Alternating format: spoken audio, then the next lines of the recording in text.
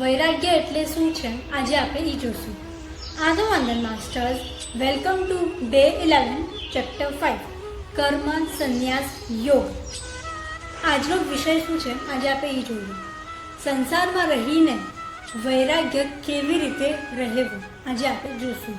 શ્લોક: યોગયુક્તો વિશુદ્ધાત્મા વિજિતાત્મા જીતેન્દ્રિય સર્વભૂતાત્મા ભૂતાત્મા કુર્વન્તિ ન લિપ્યતે. હવે આ જ શ્લોકનો સરળ અર્થ શું છે? શ્રી કૃષ્ણ આપણને કહેવા માંગે છે કે જે મનુષ્ય યોગમાં સ્થિર છે, મન અને ઇન્દ્રિયોને કાબૂમાં રાખે છે અને સર્વમાં પોતાને જ જુએ છે, એ કર્મ કરે છે છતાં પણ બંધાતો નથી.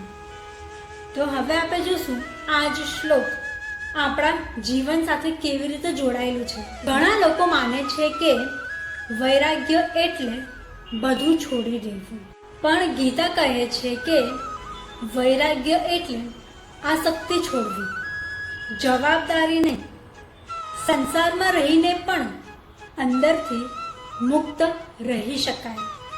આ આપણને શીખવાનું છે. હવે આપણે જોશું આજનો ગીતા સંદેશ શું છે. ગીતા આપણને શું કહેવા માંગે છે?